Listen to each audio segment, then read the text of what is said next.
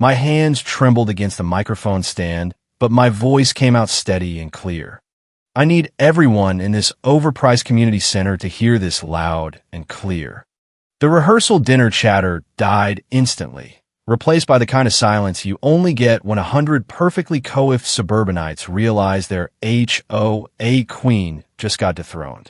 Family, friends, nosy neighbors who'd driven across the county for what should have been the happiest weekend of my life. The wedding tomorrow at the very same Pinecrest Estates community hall, of course, because Karen approved no other venue. I paused, locking eyes with Ryan across the room. His fake smile faltered, champagne glass frozen halfway to his lips like he'd been caught mid-sip on a violation notice. There won't be one. Forks clattered onto plates. Someone actually gasped like this was a soap opera. Ryan's mother, Patricia, the HOA president herself, the Karen who'd fined 3 families last month for non-compliant mailbox heights, sat frozen with her wine glass suspended, her Botox lips forming a perfect little O of shock that probably cost more than my monthly dues. "What are you doing?" Ryan's voice cracked as he half stood, napkins still tucked in like the good little board member's son he was. "I'm doing what I should have done months ago," I said, my voice breaking only for a second as the tears I'd bottled up for the last 20 minutes finally spilled. "You just spent 20 minutes turning my dead mother's memory into your after-dinner comedy routine, Patricia. And you're all still laughing, nodding along like good little rule followers." The words came out as a whisper, but in the HOA-enforced quiet, because God forbid anyone raise their voice above community-appropriate decibels. Everyone heard. My father was already on his feet, face a mix of pride and pain he'd carried since Mom's funeral.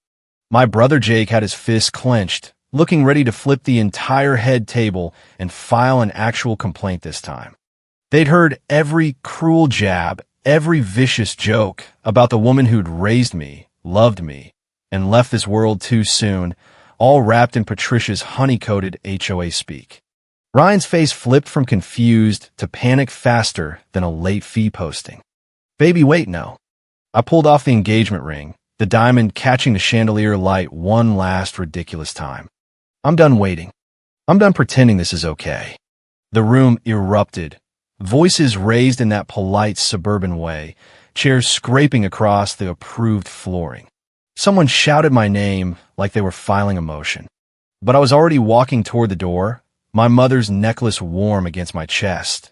The simple silver pendant Patricia had demanded I remove earlier because it didn't match the community aesthetic code, dear. 24 hours earlier, I'd been a different person. A bride-to-be. Nervous but excited, ready to join the Patterson family legacy, as the HOA newsletter had so graciously phrased it. Now I understood why my mother used to say the truth always reveals itself, usually right when the fines start piling up. What would you have done in my place? Let me know in the comments and stick around, because this nightmare didn't start at the dinner. It started the day I moved into Pinecrest Estates thinking it was paradise. 24 hours earlier, everything on the surface looked perfect. But if I'm honest, I need to rewind further to when this fairy tale first knocked on my door with a clipboard and a smile. I'd lost Mom 2 years before, and the grief still hit like a surprise code violation letter in the mail. I moved to Pinecrest Estates because the listing promised quiet, family-friendly living with strong community values.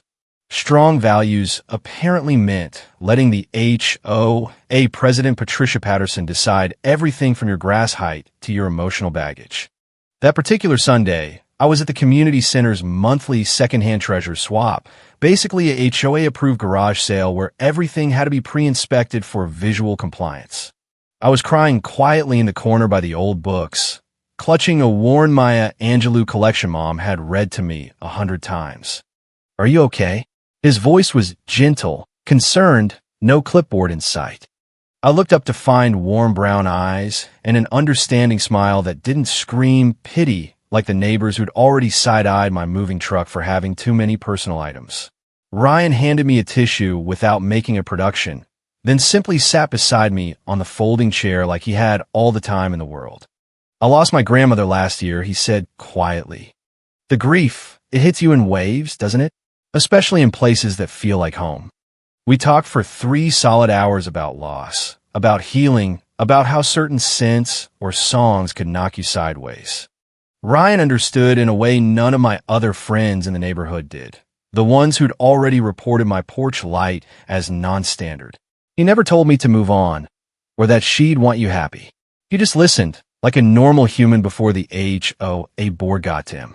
Our relationship blossomed slowly, carefully. Ryan never pushed, never rushed. He'd show up with my favorite coffee on tough days, black, no HOA-approved flavorings, sit through old movies Mom loved in my living room, as long as the blinds were at regulation height, and hold me when anniversary dates left me shattered. His family welcomed me with open arms, or at least open clipboards. Patricia would pull me into perfume-scent hugs, declaring I was just what Ryan needed to round out our perfect community profile. Richard would joke that I'd made their son less of a workaholic, all while eyeing my yard for potential fine-able infractions. Sunday dinners at their sprawling estate made me feel part of something again, until I realized that something was a tightly controlled fiefdom where grief was apparently a code violation. The proposal came 18 months later. Ryan took me to the little park outside the HOA gates because cemeteries weren't community appropriate, but he'd snuck a photo of Mom's headstone on his phone. I wanted her permission first, he said, kneeling right there on the perfectly manicured grass. Mrs. Collins, I promise to love your daughter the way you would have wanted. Then he turned to me, ring in hand. Your mom would have loved seeing you this happy. Will you marry me? I sobbed yes, feeling like Mom had somehow orchestrated this from beyond the gates. The first hint that something was off came at our engagement party, held right in the community hall, because Patricia insisted. She pulled me aside, champagne flute in hand, eyes slightly glassy from the approved wine. I'm so glad Ryan found you, she said, gripping my arm a little too tight. You've been through so much, and now you can finally replace all that sadness with our family values. Replace. The word stuck in my throat like an unapproved mailbox. She meant well, I told myself. She just didn't understand that you don't replace loss. You carry it, even if it clashes with the beige aesthetic. Wedding planning started immediately, with Patricia throwing herself into it with the same frightening enthusiasm she used to find residents for dandelions. You need a proper community mother figure for this, she declared, already pulling out binders labeled HOA-compliant events. I smiled and nodded, grateful for the help. Planning a wedding without Mom felt impossibly hard, and at least the venue was covered. No extra fees. I had no idea it was about to become a masterclass in subtle control. Wedding planning with Patricia started as a blessing and quickly morphed into something straight out of suburban horror flick. Now, dear, she said during our first official session, spreading fabric swatches across her marble dining table like she was presenting evidence in a code violation hearing. I've already spoken to the board about hosting in the Valencia room. It's perfect for a summer wedding, fully compliant, low maintenance, and Instagram ready for the neighborhood newsletter. Actually, I ventured carefully. Ryan and I were thinking about the botanical gardens just outside the gates. My mom and I used to own no sweetie. Too many bugs, and the photos would be terrible with all that harsh sunlight. She waved her manicured hand dismissively, the same hand that signed off on my neighbor's $500 fine last week for excessive holiday lighting. Trust me, I've chaired dozens of events. The community center is the only civilized choice, HOA approved, of course. Ryan squeezed my hand under the table. Mom knows best about these things, babe. The pattern locked in fast. Every suggestion I made was met with that patronizing smile and a better alternative wrapped in rulebook language. My ideas were sweet but impractical, or lovely but not quite aligned with community standards. The flowers became our first real battlefield. I'd like to use forget-me-nots in the bouquets. I told the florist Patricia had handpicked from the approved vendor list. They were Mom's favorites. She grew them in our old garden. Patricia's nose wrinkled like I'd suggested parking a junk car on the lawn. Forget-me-nots? Darling, those are practically weeds. We need roses, peonies, Flowers with presents that photograph well and don't violate the native plant guidelines. Death has no place at a community celebration, she interrupted, her tone sharp beneath the sugar. We're marking a new beginning, not dwelling on the past with funeral vibes. The florist shifted uncomfortably between us. Ryan was scrolling through his phone, apparently deaf to everything except his fantasy football updates. Ryan, I looked to him for backup. He glanced up, distracted. HM? Oh, Mom's right, babe. We want happy flowers, ones that won't trigger any complaints. Happy flowers? As if forget-me-nots carrying Mom's memory were somehow sad and non-compliant. The memorial table discussion was even worse. I'd shown Patricia a simple Pinecrest idea. A small table with photos of deceased loved ones and a tasteful sign saying, "We know you'd be here if heaven weren't so far." Absolutely not. She pushed the phone back like it was contaminated with dandelions. A shrine to the dead at our community event? What would the neighbors think? It's not a shrine, I protested. It's a tribute.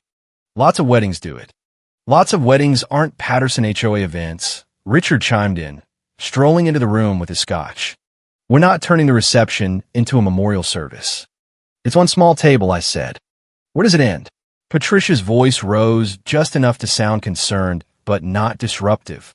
Next, you'll want empty chairs for the deceased or those tacky butterfly releases. This is a celebration, not a seance. Ryan finally looked up. Maybe we could put one photo in the side hallway. Compromise? I stared at him. A hidden photo in a back corridor was his big concession. Your mother is gone, sweetheart, Patricia said, voice softening to fake sympathy. The sooner you accept that and focus on your future community family, the happier you'll be. We're your family now, fully compliant.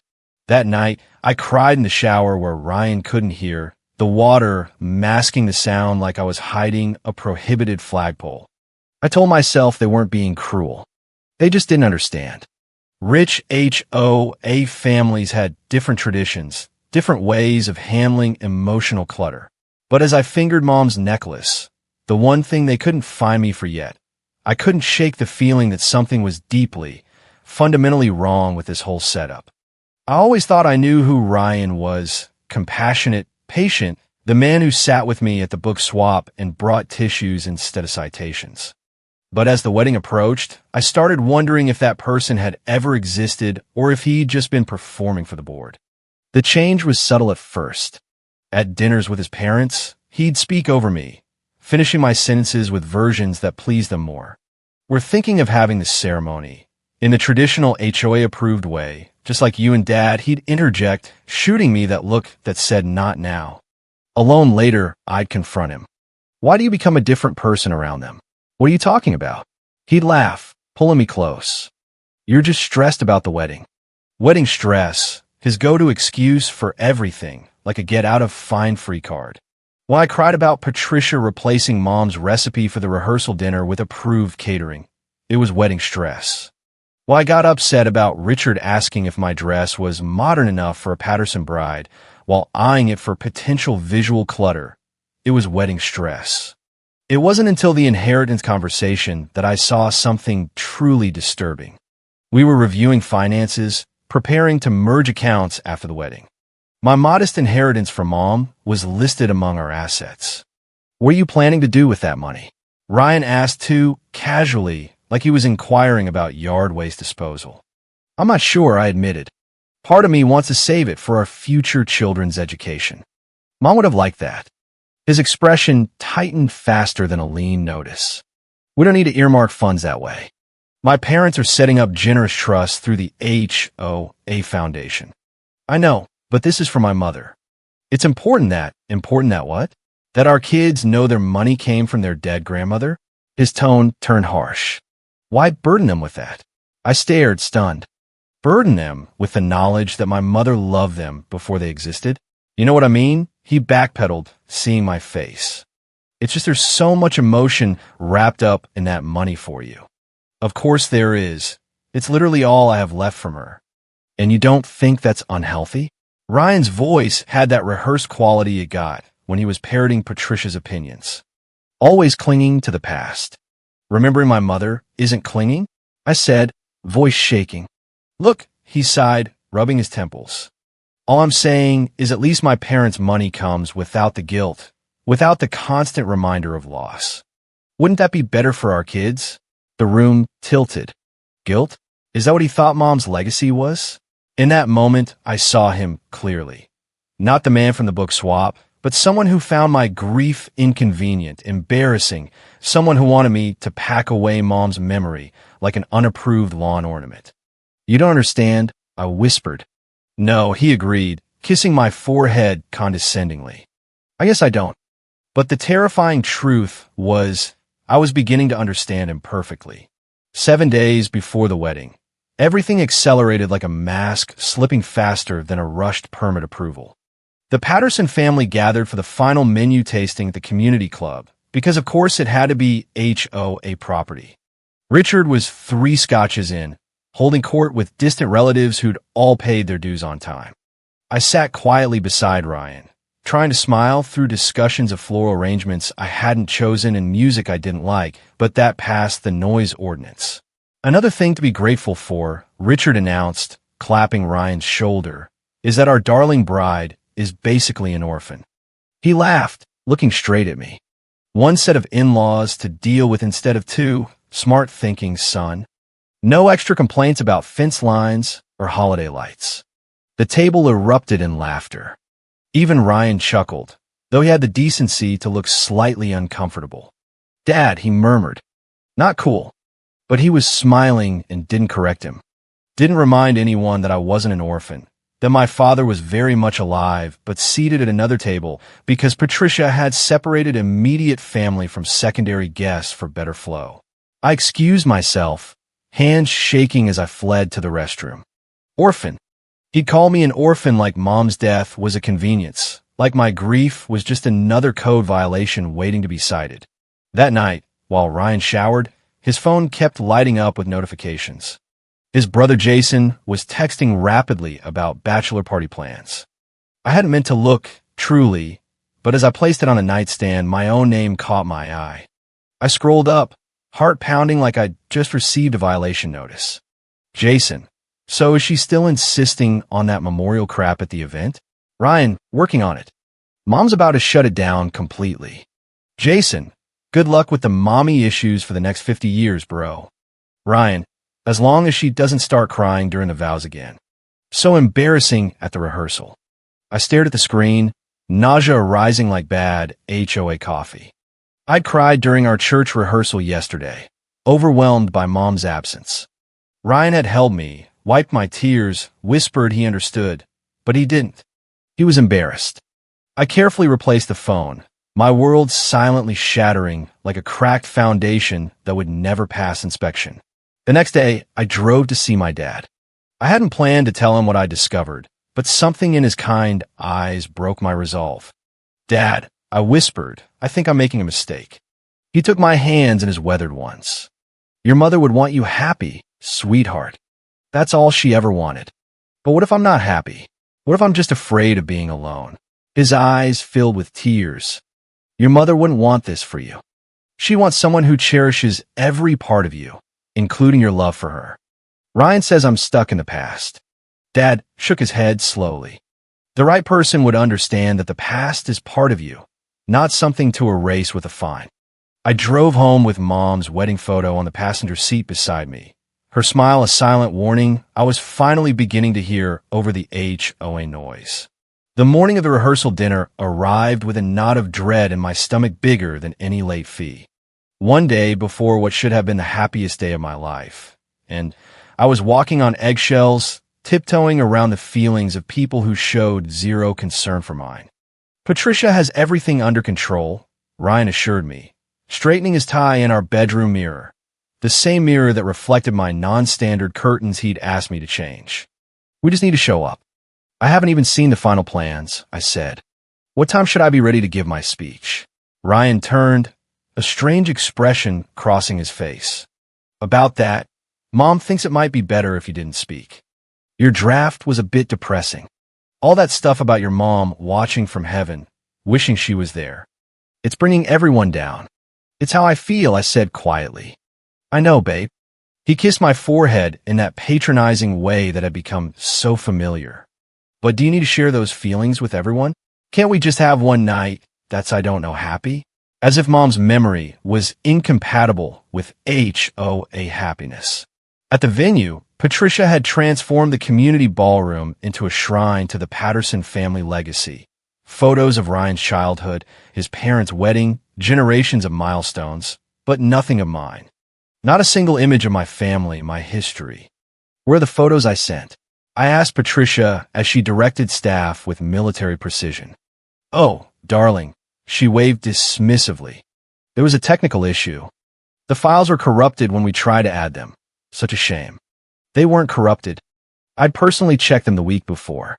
While helping set up place cards, I overheard Ryan's Aunt Jennifer talking to his cousin near the bar. At least she can't wear her mother's dress tomorrow, Jennifer whispered.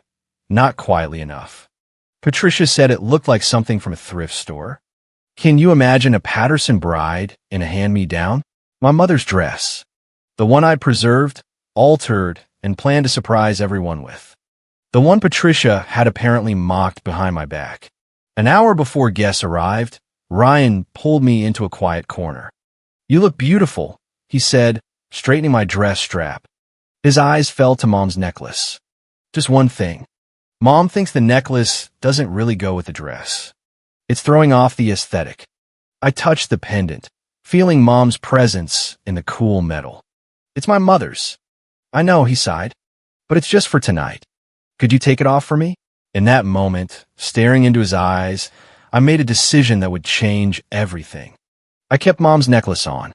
The rehearsal dinner began with a champagne toast, crystal glasses clinking beneath the HOA-approved chandelier. I sat at the head table beside Ryan, watching his father approach the microphone with the confident stride of a man who'd never been fined in his life.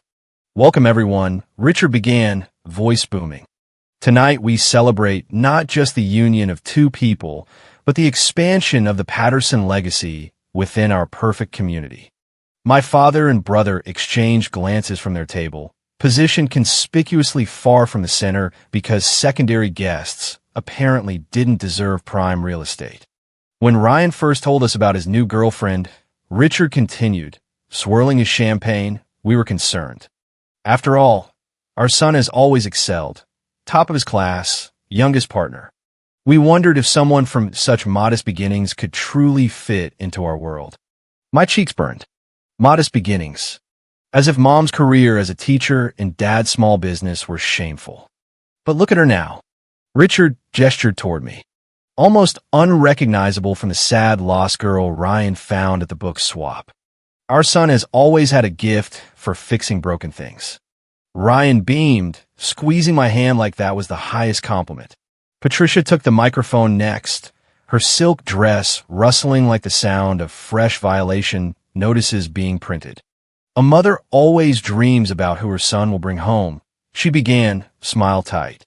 And while I admit I initially pictured someone from our circle, she glanced meaningfully at several society women nodding along like bobblehead compliance officers. I've come to appreciate what our bride brings to the table. She raised her glass to upgrading the Patterson family with new blood and hopefully many grandchildren who will carry on our traditions. Upgrading, like I was a software patch for their HOA empire, not a person with my own history worth preserving. And now, Patricia announced a special presentation celebrating the journey that brought us here. The lights dimmed, music swelled, and on a massive screen appeared a montage of Ryan's life. Baby photos, school portraits, Patterson Christmases, milestones, all perfectly curated. I waited for my entrance into the story. The photos I provided of my childhood, Mom and me baking, my graduation with both parents proudly flanking me. They never came. The 20-minute presentation ended with Ryan proposing not at the park near Mom's memory as he actually had, but at his parents' anniversary party. A complete fabrication. Technical difficulties, Patricia whispered when she caught my stunned expression. Such a shame about your photos.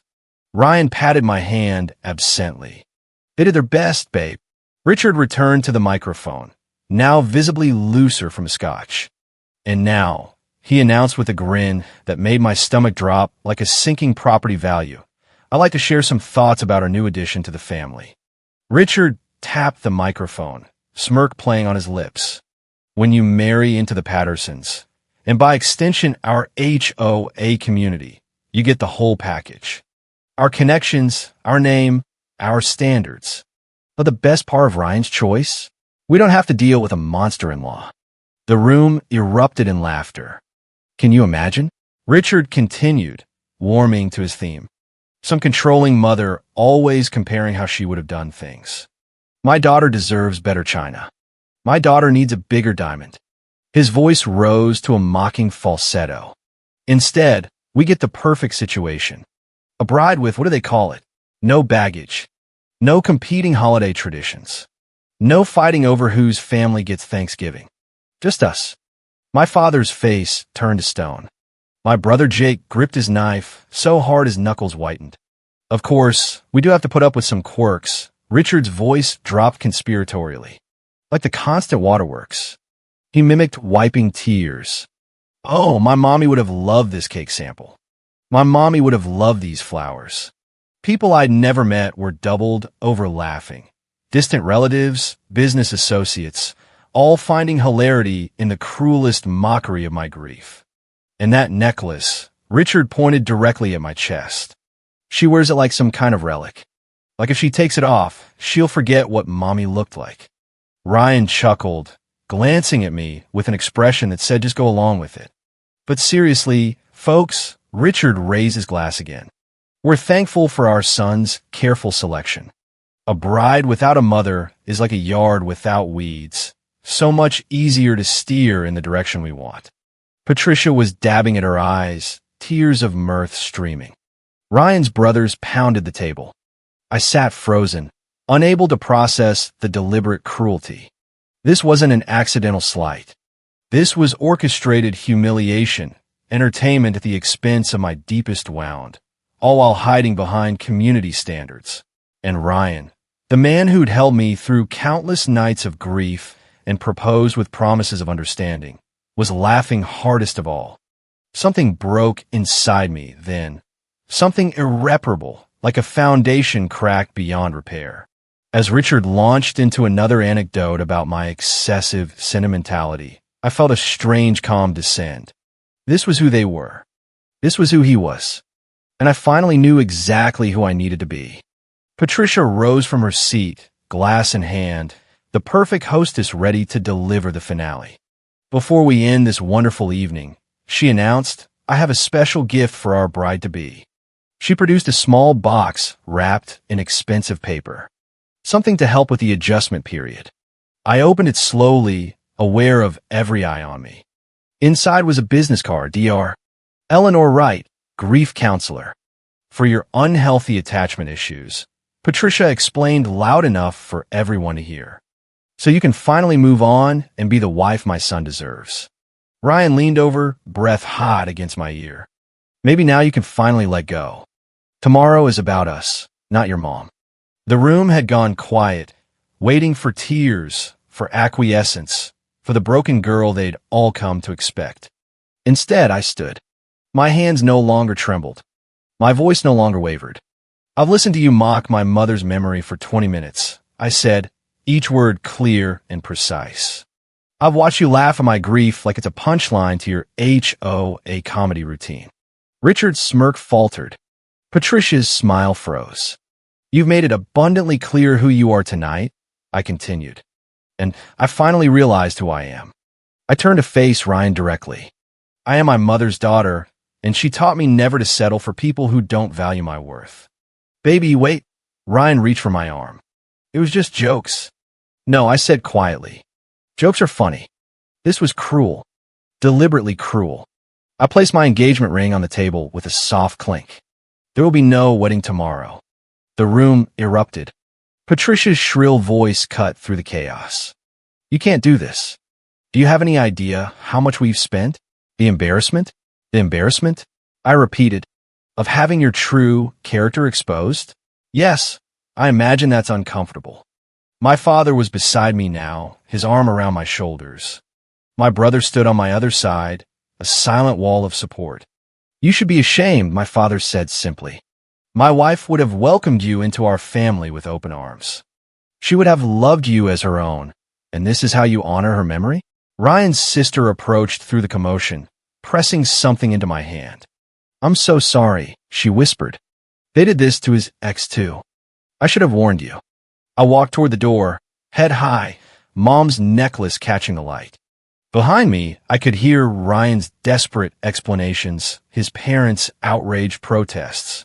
But ahead of me was something better: freedom, self-respect, the knowledge that somewhere Mom was proud. "You okay, sweetheart?" my father asked as we stepped into the cool night air outside the community gates. I touched Mom's pendant, feeling stronger than I had in months. "I'm now," I said. And for the first time since I'd met Ryan, it was completely true. But the story didn't end there. The next morning, my phone blew up with messages from neighbors who'd been at the dinner. Turns out my little stand wasn't just a personal breakup. It exposed cracks in the HOA empire. Several residents who'd been silently fined for their own emotional clutter started comparing notes. By afternoon, an emergency board meeting was called. Patricia tried to spin it as bride stress, but the video someone had secretly recorded of Richard's speech went viral in the neighborhood group chat. Within a week, a petition circulated to remove her as president. Ryan tried texting apologies wrapped in HO illegalese, but I blocked him. I kept Mom's necklace on every single day, planted forget-me-nots in my yard, right in front of the no personal planting sign, and dared them to find me. They didn't, because for once, the community standards finally aligned with basic human decency. Justice in Pinecrest Estates? It tasted sweeter than any champagne toast. And somewhere, I knew Mom was laughing hardest of all. The days that followed felt like waking up from a long HOA nightmare. No more polite texts from Patricia pretending concern while really checking compliance. No more Ryan showing up with just checking in flowers that somehow always match the approved color palette. Instead, I got real support from my dad, from Jake, from the neighbors who'd finally found their voices. One elderly couple down the street, the Millers, stopped me while I was planting those forget-me-nots. "We've been here 20 years, mister," Miller said, voice shaking. "Patricia's fined us twice for my wife's memorial rosebush after her passing. We never fought back. But seeing you stand up, we're filing an appeal." Others followed. Within 2 weeks, the HOA board had a new vote scheduled. Patricia showed up at my door once, clipboard in hand, smile glued on like cheap veneer. "We can work this out, dear.